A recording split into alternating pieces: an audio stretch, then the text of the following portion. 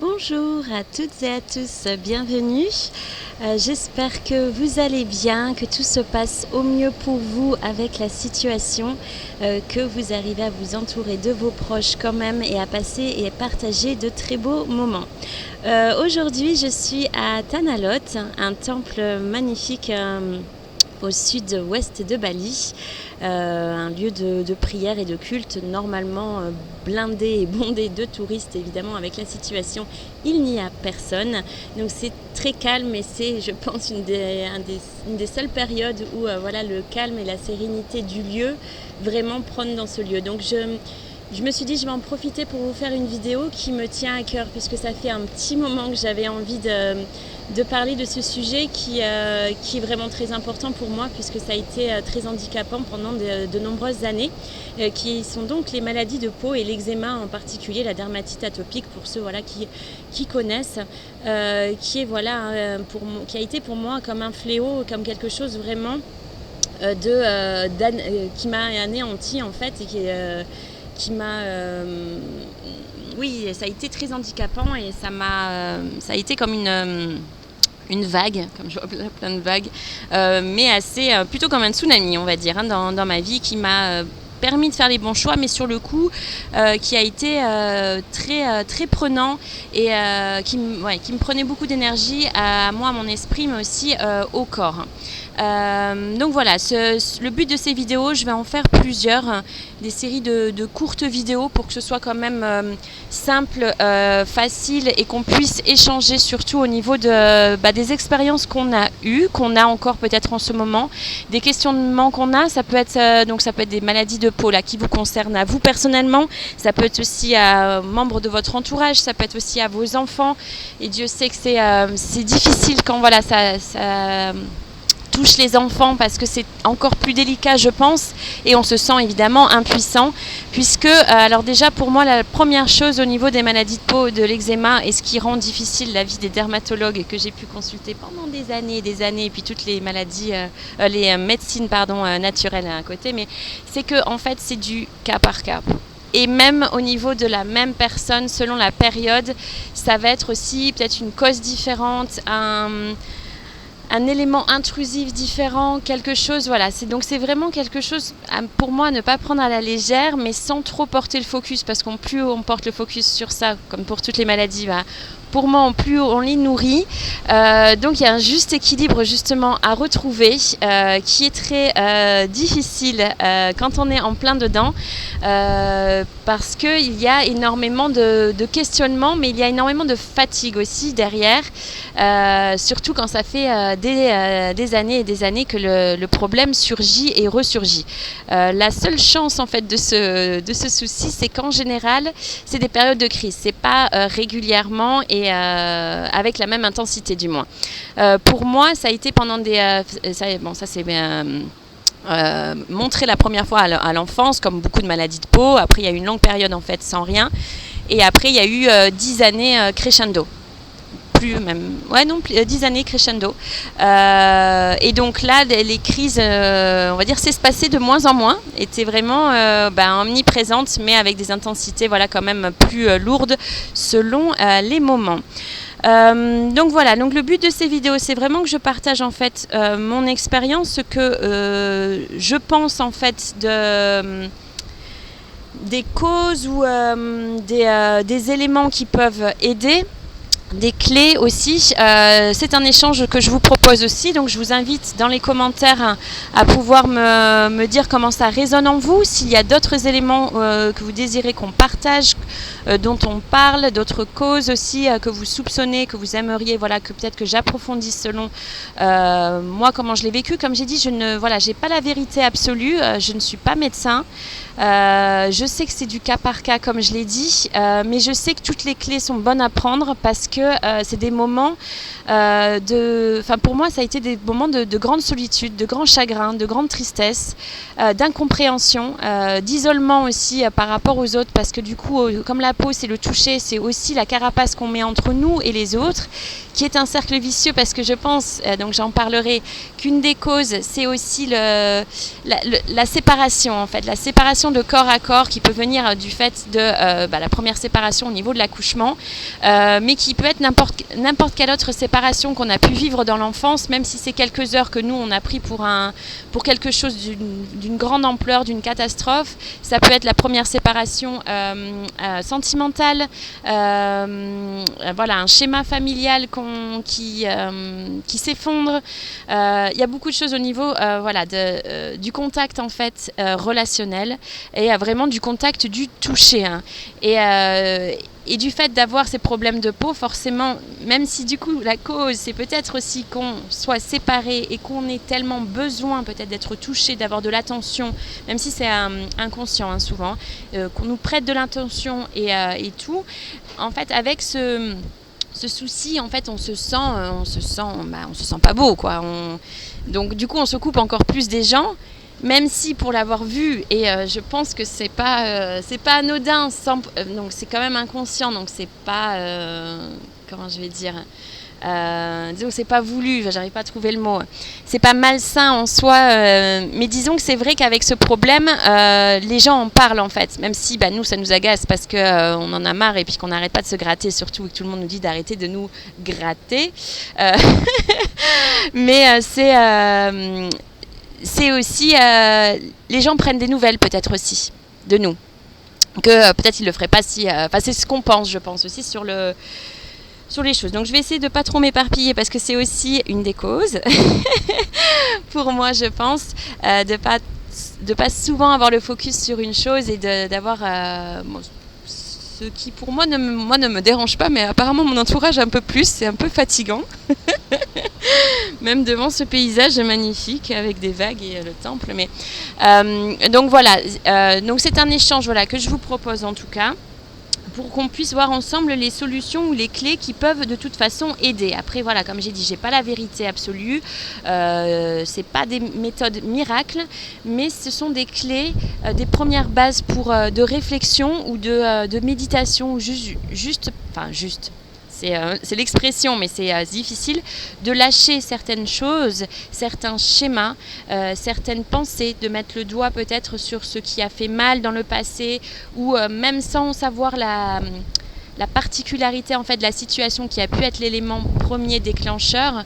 Parfois, il n'y a pas besoin, pour moi, il n'y a pas besoin des années de psychanalyse. Après, c'est mon avis personnel sur le sujet. Pas obligatoirement savoir vraiment ce qui s'est passé. Parfois, ça peut être aussi un traumatisme. Donc, pour moi, si on a oublié aussi, c'est qu'il y a une raison. Donc, pas forcément de mettre le doigt sur le traumatisme, mais sur le fait qu'il y en ait eu un. Donc, je fais une subtilité en fait entre les deux. Juste de savoir et d'être conscient qu'il y a eu un traumatisme, une douleur, un chagrin, une séparation, qui fait merveilleuse vague, qui fait que aujourd'hui, il y a des choses peut-être à libérer,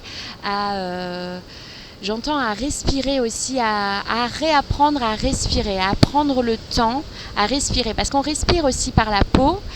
C'est important aussi de recréer une harmonie avec ça, avec la respiration, de pouvoir se recentrer et de prendre le temps. Souvent, on me dit l'eczéma, oui, c'est des personnes stressées. Je leur dis, mais je ne suis pas du tout stressée.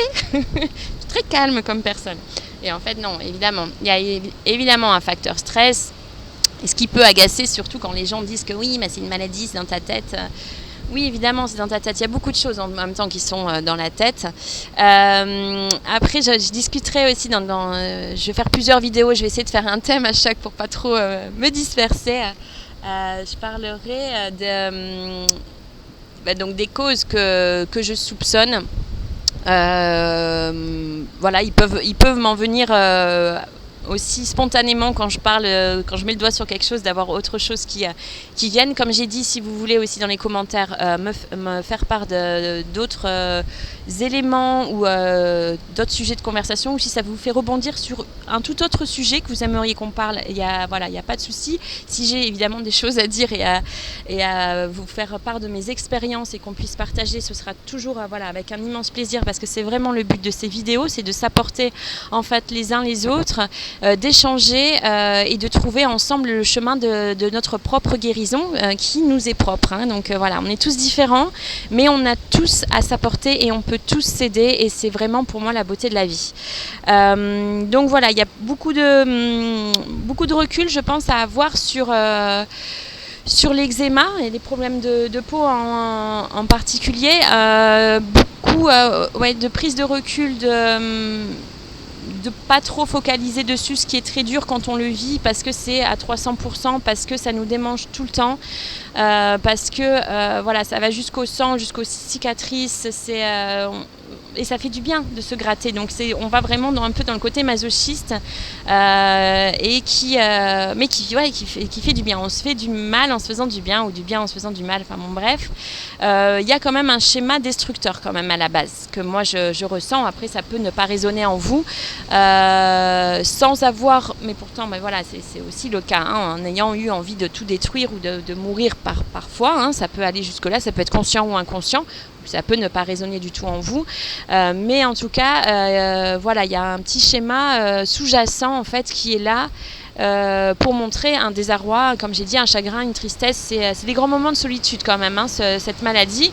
Et puis, vu qu'on n'en meurt pas, c'est pas le sujet numéro 1, hein, mais pourtant. C'est quelque chose qui peut aller pour moi très loin, hein, au niveau état dépressif.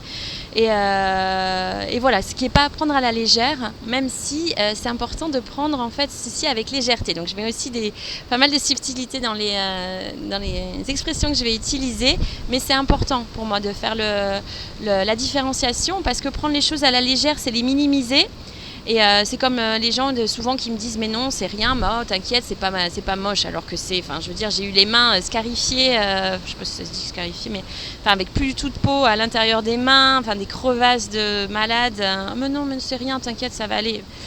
Oui, ça va aller, ça va toujours, tout est éphémère, mais voilà, de ce côté de prendre les choses à la légère, ou de dire oui, c'est bon, on n'en meurt pas, ou c'est pas comme un cancer, ou certes, mais ça ne veut pas dire que c'est pas quelque chose qui fait du mal, et qu'il est important en fait de pouvoir en discuter avec les bonnes personnes, de pouvoir aussi se libérer en discutant par la parole. Moi, il y a beaucoup de choses comme ça qui me parlent justement parce que je ne sais pas parler. Voilà, j'ai du mal. Alors c'est plus facile sur YouTube évidemment. Surtout vous me voyez pas, mais disons qu'il y a beaucoup de choses, voilà, qui sont enfouies à l'intérieur, qui ont besoin d'être exprimées, que ce soit par la parole, par le dessin, par n'importe quel art, par n'importe quel moyen qui vous est propre, qui fait du bien. Il y a beaucoup de choses en fait à l'intérieur, donc il y a besoin pour moi aussi d'une prise de recul, on en discutera, pour pouvoir en fait sortir ces choses-là, comme j'ai dit, sans parfois ne pas mettre le doigt vraiment sur ce que ça a été et ce qu'on a éprouvé à ce moment-là, parce que parfois ça peut être trop douloureux, mais juste de savoir, voilà, que ça a existé et de pouvoir le lâcher, respirer et de pouvoir avancer. Il y a aussi beaucoup de choses par rapport au regard d'autrui, de se sentir inférieur, de vouloir trop donner, de s'oublier par rapport aux autres pour coller en fait à l'image parfaite qu'on a envie d'être, et en croyant que c'est ce que les autres attendent de nous, ce qui n'est pas toujours le cas, et en plus à savoir que personne n'est parfait, et que voilà, le but aussi et le cheminement par rapport à cette guérison, c'est se sentir parfait tel qu'on est, avec nos parts de lumière, nos zones d'ombre, tel qu'on est, on est parfait. On n'a pas besoin en fait de trop donner ou de se sentir inférieur à chaque moment. Pour moi, pour les maladies de peau, il y a également ce sujet que je développerai évidemment dans une de mes vidéos. Il y a aussi pas mal de choses au niveau de causes au niveau des dépendances, quelles qu'elles soient. Beaucoup dans l'affectif pour ma part. Après, ça peut être aussi l'alcool. J'ai eu l'occasion de m'en rendre compte aussi, les cigarettes, et après pour d'autres personnes ça peut être des drogues, ça peut être aussi des schémas répétitifs qui sont pas bons, le manque de sommeil. J'ai été aussi beaucoup en insomnie, donc ça c'est une cause et une conséquence aussi de l'eczéma, vu qu'on se gratte aussi pas mal pendant la nuit, un petit cercle vicieux par ici, on en discutera. Il y a aussi le fait d'aller vraiment vers ce qui nous anime, et donc là je reprends aussi un petit peu le regard des gens, le regard d'autrui, l'éducation qu'on a eue, d'aller peut-être sur un chemin un peu plus matériel, on va dire, ou de suivre le troupeau, ou de se dire qu'il faut qu'on gagne sa vie, il faut qu'on ait la sécurité, il faut que ci, il faut que ça, en fait, se mettre une pression de malade, et du coup d'en oublier nos rêves, nos projets, ce qui nous tient à cœur et qui est pourtant réalisable. Je ne parle pas de rêve d'aller, d'aller sur la Lune, mais pourquoi pas, hein, on peut tous rêver, et il y en a, voilà, c'est un métier qui existe, donc voilà. Ça peut, et puis ça peut aussi être très novateur, novatrice dans vos idées créatives. Donc là, je dis oui, c'est un métier qui existe, mais ça peut être aussi quelque chose qui n'existe pas encore, mais qui est réalisable, qui vous tient à cœur. Et ce côté d'aller vers ce qui vous anime aidera sur le chemin de la guérison. Parce que moi, je vois, et quand je dis aux gens, surtout quand j'étais dans un état pitoyable avec la peau, je vous montrerai peut-être des photos si j'arrive à mettre des photos. Je ne suis pas très calée à un niveau informatique pour vous montrer dans l'état dans lequel j'étais. Et je disais en fait aux gens que je remerciais mon corps et que j'avais de la chance. Donc ils avaient un peu de mal à comprendre. Mais disons qu'en fait, il faut aussi être à l'écoute de son corps. Ce que je croyais en plus faire pendant des années, parce que développement personnel, discuter avec les gens, mais en fait non, je m'écoutais pas vraiment, j'écoutais ce que les gens disaient par rapport à ce sujet, mais je m'écoutais pas vraiment et je ne me faisais pas confiance surtout. Donc voilà, ça on en reparlera, c'est aussi super important. Et le besoin de s'isoler aussi, ça je le ressens aussi énormément. Je sais pas si c'est une cause, une conséquence ou de toute façon un trait de ma personnalité, ça peut être les trois je pense, mais il y a l'isolation qui est choisie, qui fait du bien, méditative, pour faire une activité qui nous plaît, pour faire juste un break, pour aller admirer les vagues si on a la chance d'avoir l'océan pas très loin, aller en montagne, aller dans la forêt, aller dans le parc à côté de chez vous, si vous n'êtes pas... Mais pour moi il y a beaucoup aussi contact avec la nature, mais c'est parce que ça, je pense, ça traduit qui je suis. Après pour vous ça peut être autre chose. Je ne sais pas si vraiment les problèmes de peau sont au niveau du contact de la nature, mais je pense que ça fait du bien sur le chemin de la guérison. On le voit beaucoup au niveau des enfants, pour les activités et pour le fait d'être dans la nature, et des activités en pleine nature encore mieux, que les problèmes de peau du coup s'estompent peu à peu, et que l'enfant surtout se reconnecte à lui-même, à la nature, et pense à autre chose aussi. Et se libère de par l'air frais, l'air libre, mais aussi les bactéries qui sont bonnes et qui sont présentes dans la nature et qui aident aussi au bon fonctionnement du système immunitaire. Voilà pour cette première vidéo. Donc c'est un petit peu des chapitres qui va avoir les prochains. Je vous remercie beaucoup. Je vous souhaite énormément de bonheur et de belles choses. Et je vous dis à très vite. Une toute belle journée. Merci, merci, merci.